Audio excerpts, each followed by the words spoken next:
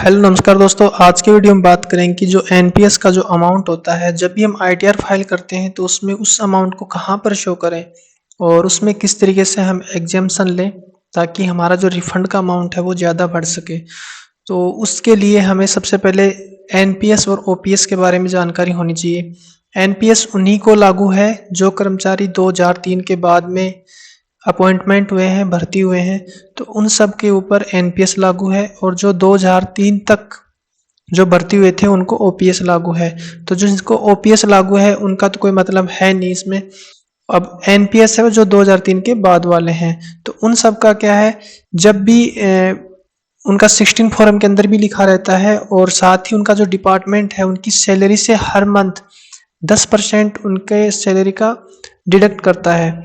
तो उस अमाउंट को हम कौन से सेक्शन में शो करेंगे, साथ ही उसका डिपार्टमेंट है वो 14% जो स्टेट या सेंट्रल गवर्नमेंट के जो कर्मचारी हैं उनके लिए 14% उनका डिपार्टमेंट एनपीएस अकाउंट में खुद से डिपॉजिट करता है।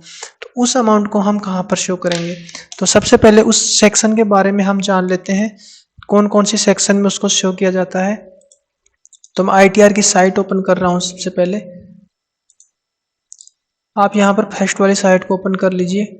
इसके बाद में यहाँ पर आप इंडिविजुअल एचयूएफ में जाएंगे, सैलरी एम्प्लॉय में जाएंगे, deduction on which I can get tax benefit, इसमें आपको जाना है। यहाँ पर आपको पूरी डिटेल्स मिल जाएंगी, जितने भी एटी की सेक्शन है उसके बारे में, टैक्स स्लैब के बारे में, जो भी आपको जो आपके लिए जानकारी चाहिए वो सब मिल जाएंगे इसके अंदर। अब यहाँ पर आप देखेंगे सबसे पहले एक सेक्शन है एटीसी, एटीसीसी, एटीसीसी-D1। तो जो एटीसी की जो सेक्शन है, इस सेक्शन में हम उस अमाउंट को शो करते हैं जो हमारी सैलरी से 10% डिडक्शन की जाती है। उस डिडक्ट अमाउंट को हम इसके अंदर शो करते हैं। उसमें मैक्सिमम जो लिमिट है 1.5 लाख रुपए की रहती है एटीसी की, उसी के अंदर आपको उस अमाउंट को भी शो करना है। इसके अलावा हम अब सेकंड ऑप्शन की तरफ चलते हैं कि जो एटीसीसी-D2 की जो सेक्शन है इसमें हम कौन सा अमाउंट शो करते हैं। तो इसमें वो अमाउंट आता है एनपीएस का जिसमें आपका जो डिपार्टमेंट है, आप जहाँ पर भी जिस डिपार्टमेंट में आप कार्य कर रहे हैं, ड्यूटियाँ कर रहे हैं, उस वह डिपार्टमेंट आपकी सैलरी का 14% खुद से आपके एनपीएस अकाउंट में डिपॉजिट करता है। उस अमाउंट को हम यहाँ पर शो करते हैं। आप इस सेक्शन को पढ़ लीजिए। यहाँ पे लिखा हुआ है if the employer is PSU, यानी कि कोई पब्लिक सेक्टर से है तो जो जिस भी वो कंपनी में काम करता होगा तो वह कंपनी उसकी सैलरी का 10% खुद से एनपीएस अकाउंट में डिपॉजिट करती है। अगर कोई एम्प्लॉयर है, कोई कर्मचारी है, एम्प्लॉई है, अगर वो सेंट्रल या स्टेट गवर्नमेंट के अंदर कार्य कर रहा है, ड्यूटियाँ कर रहा है, तो उसका जो सैलरी है, उसकी जो सैलरी का 14% उसका डिपार्टमेंट उसके एनपीएस अकाउंट में डिपॉजिट करता है।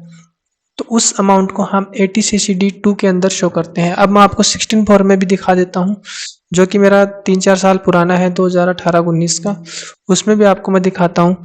तो आप इसको स्क्रॉल डाउन करता हूँ तो यहाँ पे आप देखेंगे जीपीएफ या डीसीपीएस। अब इसको अलग अलग नाम से 16 फॉर्म में शो करते हैं, कोई एनपीएस के नाम से, कोई डीसीपीएस के नाम से।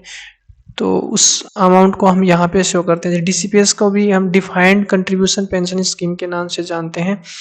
तो देखिए अब यहाँ पर 10% जो अमाउंट था, यह अमाउंट वो है जो मेरी सैलरी का 10% है, जो मेरी सैलरी से डिडक्ट किया गया है, वो अमाउंट है ये 49,267 जो अमाउंट है, इसको यहाँ पर दिखाया गया है और इसको हम इस सेक्शन में दिखाते हैं एटीसी के अंदर।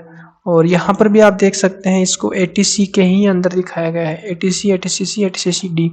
अब नेक्स्ट जो अमाउंट था, जो आपका डिपार्टमेंट 14% जो सेंट्रल या स्टेट गवर्नमेंट के हैं वो एनपीएस अकाउंट में डिपॉजिट करता है, उस अमाउंट को हम कहाँ पर शो करेंगे। अगर कोई पब्लिक सेक्टर का है तो उसका जो कंपनी है, जिस भी कंपनी में काम कर रहा है वो, तो वो 10% उसके एनपीएस अकाउंट में डिपॉजिट करती है। तो आप यहाँ पे देखिए, यहाँ लिखा हुआ है बी कॉलम है other section for EG, ET, ETG, ETCCF gross, और इसके नीचे लिखा है एटीसीसी-D2। अब यहाँ पे आप देखिए डीसीपीएस मैचिंग गवर्नमेंट कंट्रीब्यूशन, जो भी आपका डिपार्टमेंट है वो खुद से कंट्रीब्यूट कर रहा है, वो सरकारी खाते से जा रहा है, तो गवर्नमेंट कंट्रीब्यूट कर रही है, तो उस अमाउंट को हम इस सेक्शन में दिखाते हैं 80 CCD 2 के अंदर दिखाते हैं। जैसे इसमें लिखा हुआ है 49,267 रुपये। तो ये वाला अमाउंट है वो हम 80 CCD 2 के अंदर शो करते हैं। 16 में भी लिखा हुआ है और यहाँ पर भी हम इस सेक्शन को सिलेक्ट करना है और इसमें आपका शो करना है, जो कि गवर्नमेंट खुद से आपके एनपीएस अकाउंट में 14% डिपॉजिट कर रही है। 10% आप खुद कर रहे हैं और 14% आपका डिपार्टमेंट कर रहा है। अब इसको हम देख लेते हैं कि जब आईटीआर फाइल करते हैं तब हम इसको कहाँ शो करेंगे। तो मैंने आईटीआर को फॉर्म को मैंने यहाँ पर पेज के ऊपर लॉगिन कर रखा है और यहाँ पर हम आते हैं तो यहाँ पर आपको फाइल रिवाइज्ड का रिटर्न का ऑप्शन मिल जाएगा या फाइल रिटर्न फाइल का ऑप्शन मिल जाएगा। तो क्योंकि मैंने ऑलरेडी मेरा जो फाइल है मैंने भर रखा है, फिल कर रखा है, तो अभी मेरे को ये रिवाइज्ड का ही ऑप्शन शो करेगा। आप यहाँ से देख सकते हैं, नहीं तो आपको यहाँ ई फाइल पे जाना है, इनकम टैक्स रिटर्न पे जाना है, फाइल इनकम टैक्स रिटर्न पे जाना है। इसके बाद में यहाँ पे आपका असेसमेंट ईयर सेलेक्ट कर लेना है ऑनलाइन पे और इसके बाद कंटिन्यू पे क्लिक करना है। तो स्टार्ट न्यू फिलिंग पे आप क्लिक कर सकते हो अगर आपने फ्रेश फाइल कर रहे हैं और मैंने ऑलरेडी भर रखा है। और मैं तो इसको आपको रिज्यूम फाइल में आपको मैं दिखा देता हूँ, जो सेम है, कोई अंतर नहीं उसमें। तो रिज्यूम फाइल के ऊपर मैं क्लिक करता हूँ। इसके बाद में नीचे आप यहाँ पे आएंगे टोटल डिडक्शन वाले कॉलम पे, इसके ऊपर आपको क्लिक करना है और स्क्रॉल डाउन करना है और नीचे आने के बाद में स्किप द क्वेश्चन पे आपको क्लिक करना है, यस करना है।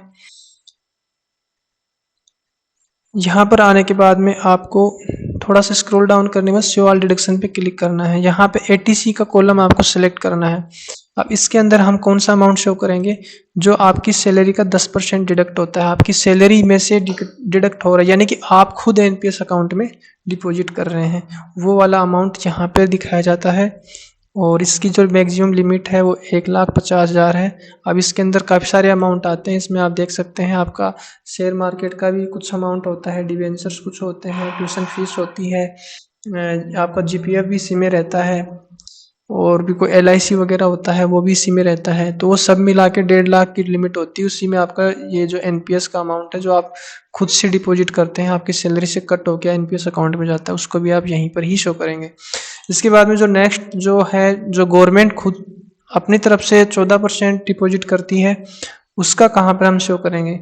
अगर कोई पब्लिक सेक्टर से है तो उसकी जो कंपनी में जिस भी कंपनी में काम कर रहा है वो कंपनी डिपॉजिट करती है, और अगर गवर्नमेंट एम्प्लॉई है तो उसका डिपार्टमेंट या सरकार है वो खुद से डिपॉजिट करती है। तो उस अमाउंट को हम 80 CCD 2 के अंदर दिखाते हैं।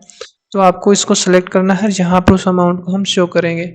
ये वाला अमाउंट है 49,267 रुपये है, इसको हम यहाँ पर शो करेंगे।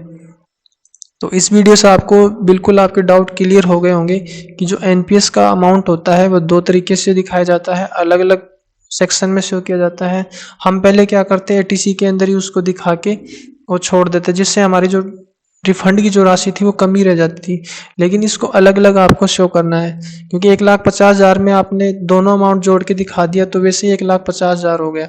और उसमें आपकी और भी कुछ होंगी, एलआईसी वगैरह होंगी, काफ़ी सारे अमाउंट होंगे, वो आपके दिखाई नहीं पाओगे क्योंकि 1.5 लाख की मैक्सिमम लिमिट है। लेकिन अगर आप उसको अलग दिखाओगे, 80 CCD 2 में दिखाओगे जो अमाउंट जिस सेक्शन के लिए बना है, तो आपको एक एडिशनल आपको टैक्स बेनिफिट मिल जाएगा। तो शायद इस वीडियो को देखकर आपको सब समझ में आ गया होगा। तो वीडियो देखने के लिए धन्यवाद दोस्तों।